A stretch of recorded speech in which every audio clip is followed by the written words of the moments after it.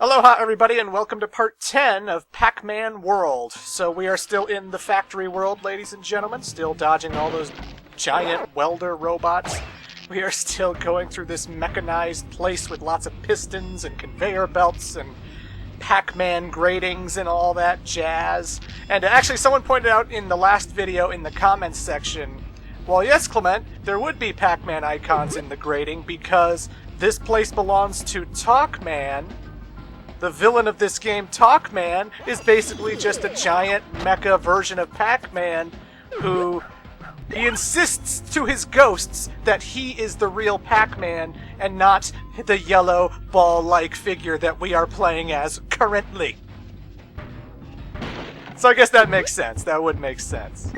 I mean, we don't really get too much plot in Pac-Man World. We got cutscenes at the beginning, and we'll have cutscenes at the ending. But for the most part, we don't really have any in-between stuff, except for, like, when you find the Pac friends, they might say, like, oh, thanks for saving me, Pac-Man, but that's pretty much it. So the villain Talkman, he thinks he is Pac-Man, or if he doesn't think he is Pac-Man, he's at least trying to replace Pac-Man. And we may run into Talkman at the very end of the game, why not?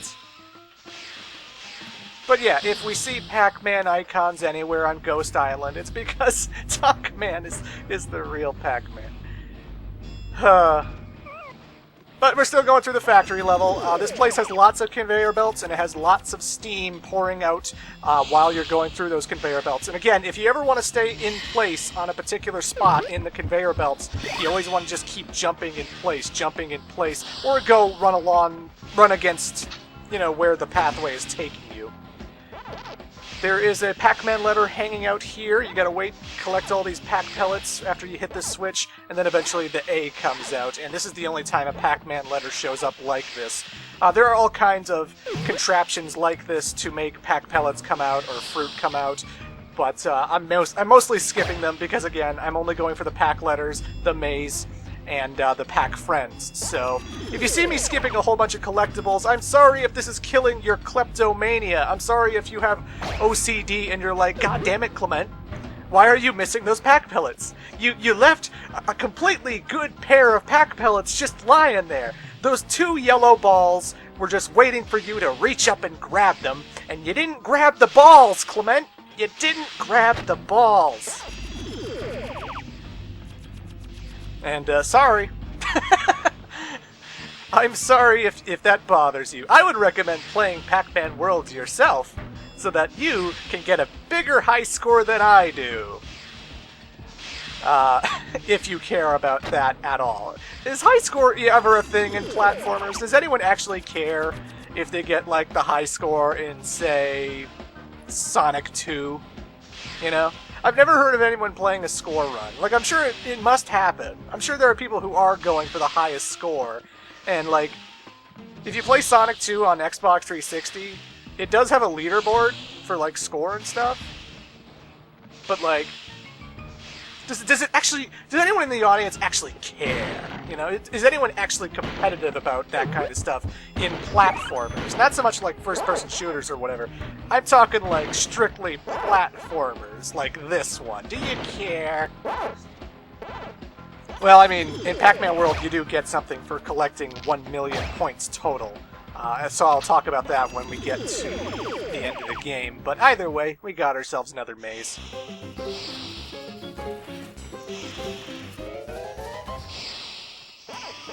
I'm sure you probably noticed many times during the playthrough, but when the maze starts up, the screen pans out and it shows you, like, all the entire board, right? That's not the game doing that. That's actually me doing that. If you think the screen is a little bit too close to the action, if you push R2, you can actually make it closer than it is right now, or you can make it super far back so that you just have a gigantic view of the whole entire maze. And that kind of makes it feel more like, you know, the old classic arcade Pac-Man, but the thing is, it does obscure a lot of what you're looking at, because it always depends on the environment. Like, if you're in the ruins level, and you're dodging, like, the spears that come out of the quicksand and stuff, everything's kind of yellowish, and it's a little bit hard to see where the Pac pellets are and where Pac-Man is. The screen's a little bit too far back And you gotta remember this is before HD, and like, it's just, the camera pulls back quite a bit if you make it go into full maze view, you know? It's good for those instances where, like, you're missing one pack pellet and you don't really know where it is, and then you bring up the whole full map of the maze just to see what exactly you're missing. But otherwise, it's, you know, it's pulled back so much, everything kind of looks like a blur.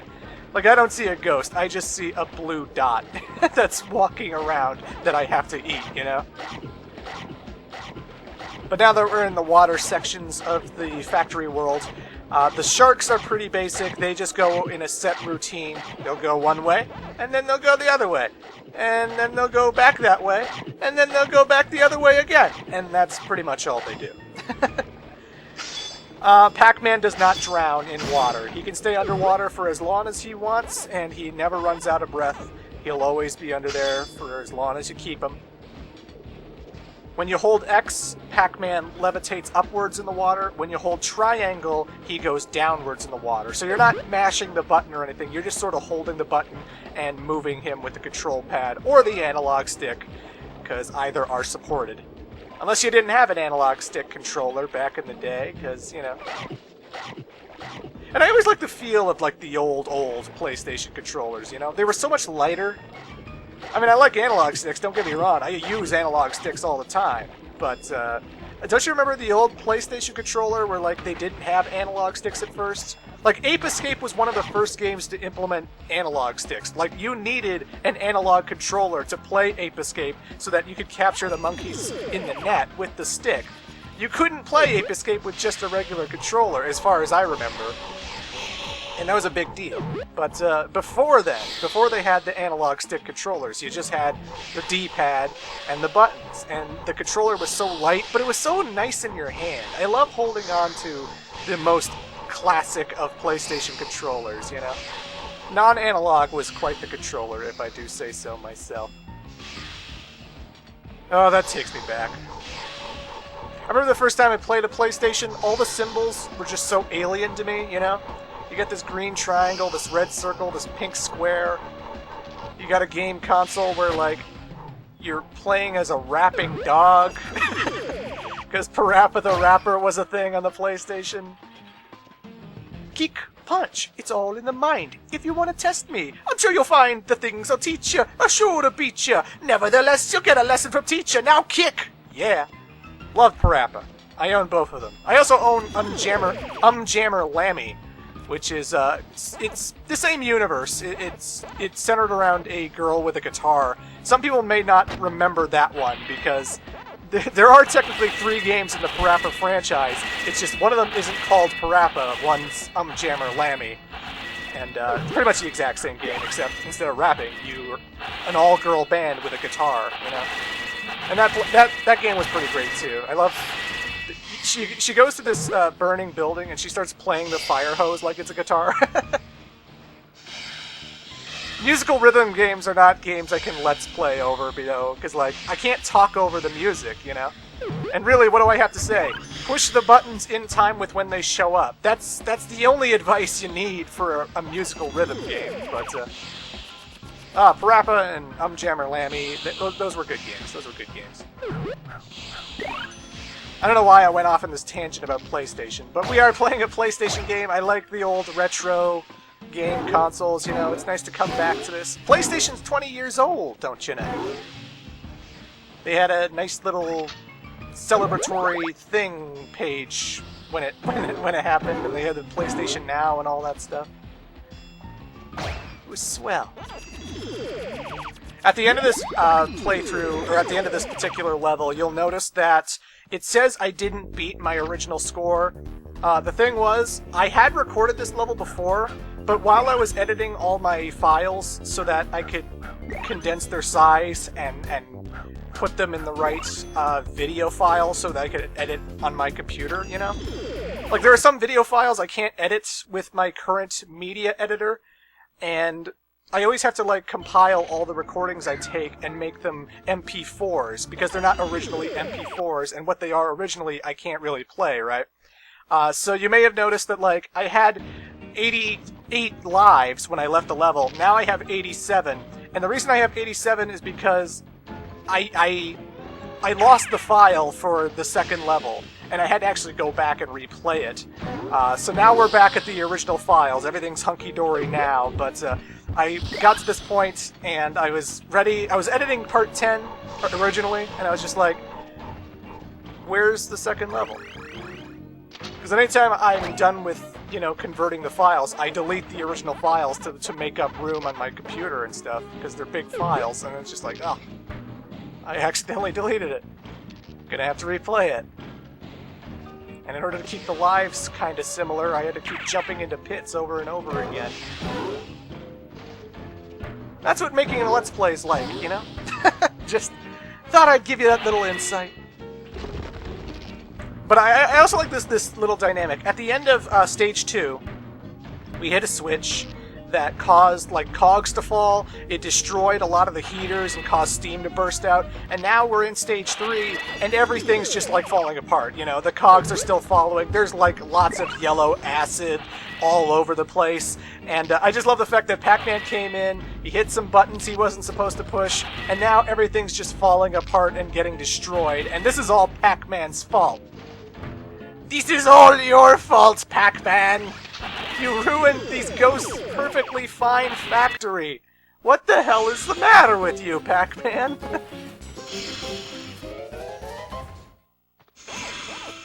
These pipes are steaming hot and they're red, and usually in the platform levels, if you touch them, that burns you, but you don't have to worry about that. It's not like I will come up to that steam pipe at the corner, and if I choose to not move downwards, I'll run into it and take damage.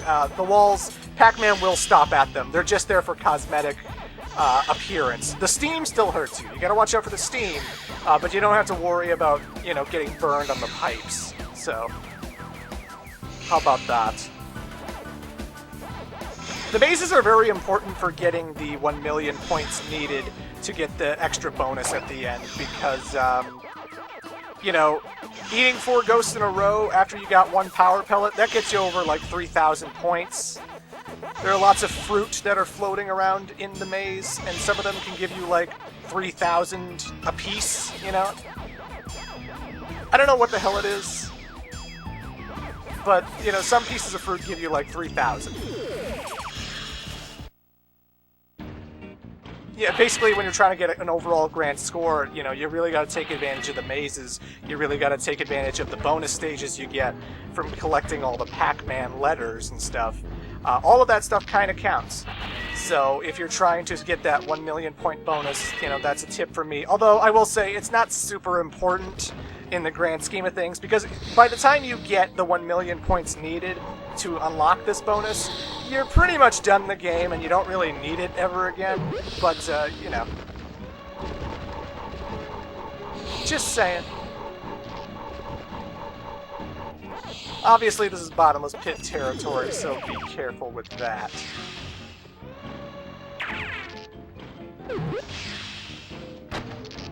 Earlier I was talking about Pac-Man and the Ghostly Adventures, and in Ghostly Adventures, Pac-Man looks a little bit different because, he has teeth, and his eyes are not just black dots, they're actually, regular eyes, with blue pupils and everything. In fact, every character in Pac-Man and the Ghostly Adventures has, a Pac-Man thing going on in their eyes.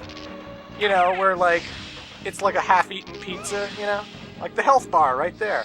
They all have that in their eyes. They're not yellow, but they are, the same shape. And Pac-Man's eyes are blue, but they are in that shape. In the pupil, He still has the Pac-Man symbol in his eyes, is basically what I'm getting at. But, and his sneakers, he's got laces, and they're not just red boots. I prefer the Pac-Man world design, quite frankly, the one used in Smash Brothers and whatnot. This to me screams Pac-Man. I like the fact that he has those black eyes, because it just feels like something retro. It feels like something that would belong in an old Disney cartoon or something, It's happy-go-lucky. It's classic. I look at the Pac-Man, the new Ghostly Adventures one, it's fine, but it's kind of creepy that he has teeth. I don't know. Pac-Man with teeth is just weird. I'm sorry. It just is. He shouldn't have teeth. He just eats things in one gulp, you know? He just eats a ghost in one gulp. He doesn't need teeth to chew his ghosts. That's just how I feel.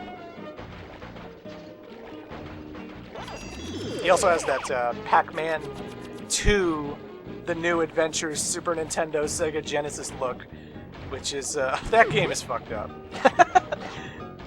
Pac-Man 2, The New Adventures is one of the worst games ever, simply because of how it is played, and Pac-Man is quite the character in that game, I must say.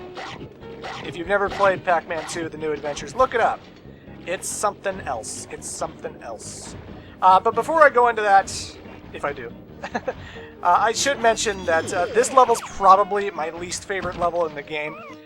So we have to rescue our Pac friend because he's in a cage at the very top. But the thing is, there's lots of sections where, like, I could go right to the goal pretty quickly. I could have gotten to the goal really, really quickly just by going straight ahead in the water and not going downwards. But you go downwards so that you can get to level 3, and then you go downwards so you can get to level 4, and you go down here so that you can get all the fruit in these particular spots so that you can open the door that goes to the Pac Friends area, to the Pac Friends key. You know, I can go to the cage right now, but I don't have his key, and the key is in this level. So the problem is, it's such a big maze, you know? It's such a big, labyrinthy kind of level where you're going to be spending most of your time swimming. And, again, I don't know what it is about me in video games. I don't like swimming levels. It doesn't matter what the character is. It doesn't matter what the series is, you know? It's like Sonic's in water? Great, it's the water level. I hate it. Mario's in water? Oh, great, it's the water level, you know? Like, I just don't like him.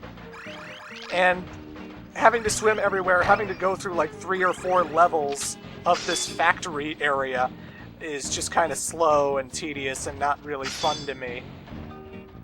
But you need to find one particular fruit in order to open the door that leads to the key.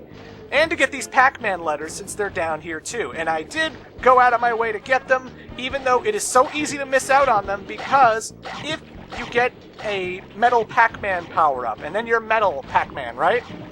It wears off after a while. If you're not quick about it, it will wear off, and you can't get it back. You'll have to retry the entire level or die at the checkpoint. Actually, I don't think dying at the checkpoint works. I think you really do have to restart the level in order to get that power-up to show up again. So there are certain chests underwater that you can't break at all. When you're in water, you can't break anything. You have to be Metal Pac-Man in order to smash a box or a treasure chest underwater. So if you're not taking advantage of when you get the Metal Pac-Man power-up, if you waste it and you don't do anything with it, like, I grabbed it, now I'm Metal Pac-Man, I gotta break whatever I can immediately. I gotta get to the left, watch out, shark! Watch out, steam pipes, I gotta jump over them, can't get stuck in between them, because I gotta smash this, and boom! There's M. And if I was a little bit late, now I'm regular, and I can't butt bounce, you know? And that sucks. So you gotta be quick about it, and it's always tricky, because you don't know which direction you should be going. What if there's a chest to the right? What if there's a chest underwater? Like, where do I go as Metal Pac-Man? It's just kind of a tedious level. It's also the longest. At least it feels like it when you're not familiar with it like I am. But there's the yellow piece of fruit that I need in order to get the key to save Pac Jr.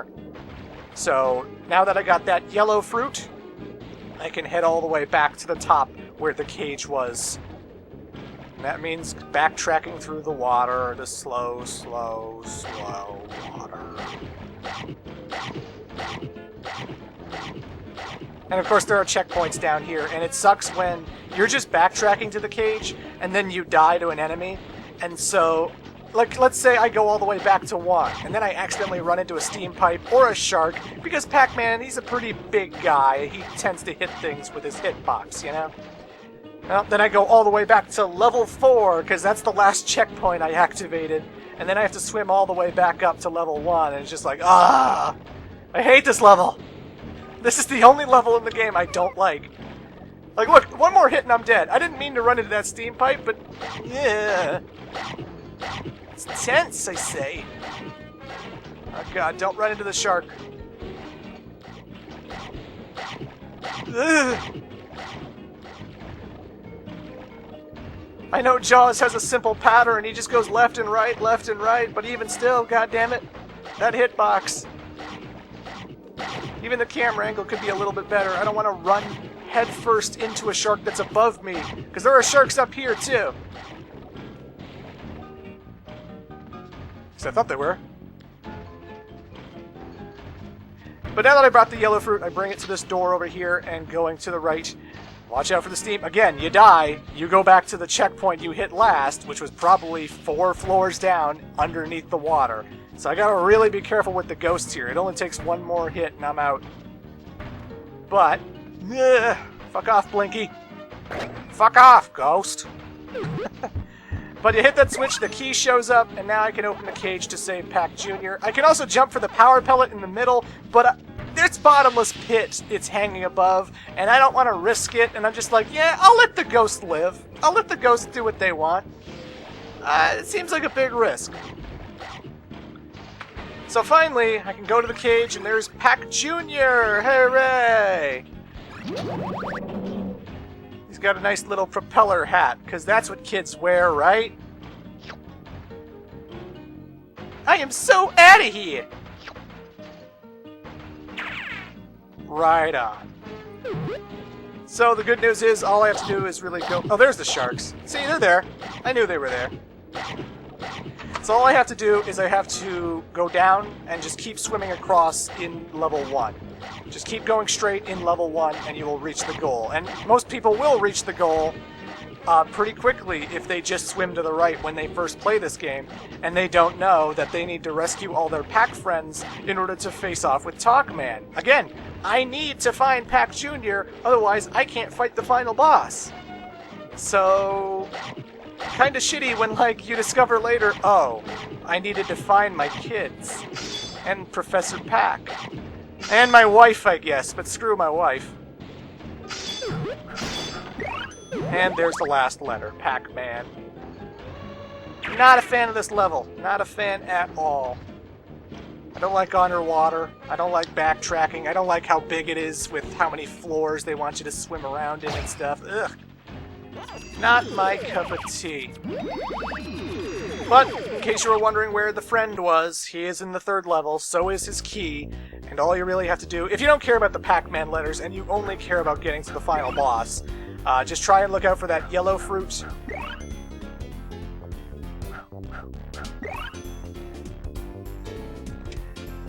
But either way, ladies and gentlemen, that's it for the factory world, the levels anyway. Let's tune in for part 11 when we take on the factory boss. Till then.